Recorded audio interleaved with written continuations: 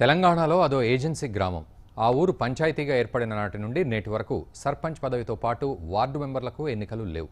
ప్రజలు పోలింగ్ బూత్కు వెళ్లి ఓటేసింది లేదు. వేలిపై సిరాచుక్క అద్దింది లేదు. ఏకగ్రీవం తప్ప ఆ గ్రామంలో ఎన్నికలు జరిగిన దాఖలాలే లేవు. ఇంతకు అక్కడ ఎన్నికలు ఎందుకు జరగడం లేదు? అభ్యర్థులు పోటీలో ఎందుకు నిలబడటం లేదు? తెలుసుకోవాలంటే ఈ స్టోరీ చూడాల్సిందే.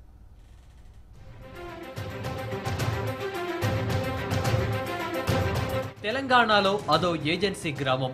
సర్పంచ్ పదవితో పాటు వార్డు మెంబర్లకు సైతం ఎన్నికలు లేని గ్రామం అది. ఆదిలాబాద్ జిల్లా బోత్ నియోజకవర్గంలోని తలమడుగు మండలంలో బరంపూర్ గ్రామ పంచాయతీ ఉంది. ఈ గ్రామ పంచాయతీ పరిధిలో 2050 మంది ఓటర్లు ఉన్నారు. గతంలో నందిగామ, మధునాపూర్, నర్సాపూర్ గ్రామాలతో కలిపి పెద్ద పంచాయతీగా ఉండేది. ప్రస్తుతం దీనిలో నర్సాపూర్, మధునాపూర్ గ్రామాలు మాత్రమే ఉన్నాయి. గ్రామ పంచాయతీ వ్యవస్థ అమల్లోకి వచ్చినప్పటి నుంచి సర్పంచ్ను ఏకగ్రీవంగా ఎన్నుకుంటూ వస్తున్నారు గ్రామస్తులు.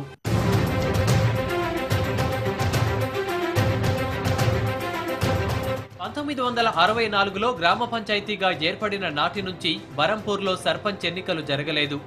ఇక్కడి జనాలు ఓట్లేసి సర్పంచ్ను ఎన్నుకోలేదు. మొత్తం ఏకగ్రీవ సూత్రాన్ని పాటిస్తున్నారు.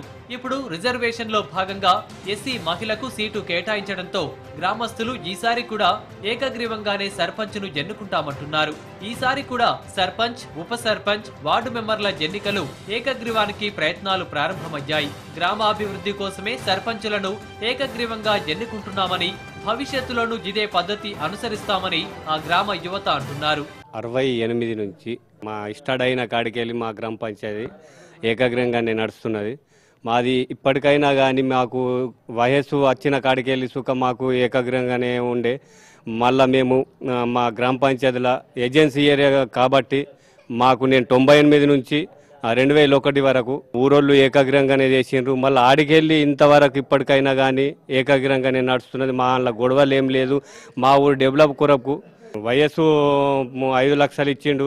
దాంతో డెవలప్మెంట్ చేసిన మళ్ళీ కేసీఆర్ తెలంగాణ వచ్చిన కాడికి వెళ్ళి 10,000 ఇచ్చిన దానికి మా ఊరు డెవలప్మెంట్ చేసుడు కొరకు మేము ఏకగ్రీవంగానే చేసుకుంటూ పోయినాం. వైఎస్ హయాంలో బరంపూర్ గ్రామ పంచాయతీ ఎన్నికల్లో ఏకగ్రీవమైనందున 5 లక్షల రూపాయల నజరానా దక్కింది. తెలంగాణ ఏర్పడిన తర్వాత కేసీఆర్ సర్కార్ 10 లక్షల నజరానా అందజేసింది.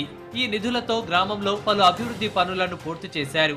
ఏకగ్రీవమైతే గ్రామాభివృద్ధి మరింత సులభమవుతుందని గ్రామస్తులంతా ఏకాభిప్రాయానికొచ్చారు. అంటే 5 టర్ములు నేను ఉండింటి. మర్ర ఎక్స్టెన్షన్ అంటే 30 ఏళ్ళు అయింది సర్పంచ్. ఏకగ్రీవం అంటే ఇక్కడ కావలసినంత పనులు ఎవ్వరు కాంపిటీషన్లు లేకుండా బాగా ఇదైంది. పనులు బాగా చేసుట్లా మర్ర ఏకగ్రీవం. మర్ర ఒక్కసారి మర్ర రిజర్వేషన్ వస్తేనే అప్పుడు ఎస్సీ రిజర్వేషన్కు వాళ్ళు ఆడికెలుసుగా ఎస్సీసుగా అన్కంటెస్ట్ 20 మట్టం 26 దాకా. ఇప్పుడు ఏమవుతుంది ఏం ముందర చెప్పలేము. ఇంకేమిది పనులైతే బాగా చేసింటి. అందుకు ఐజెటీది ఉండే. మొత్తానికి ఎన్నికల రణానికి వెళ్లకుండానే తమ పల్లెను అభివృద్ధి బాటలో నిలుపుకుంటూ ఇతర గ్రామాలకు బరంపూర్ గ్రామ ప్రజలు ఆదర్శంగా నిలుస్తున్నారు.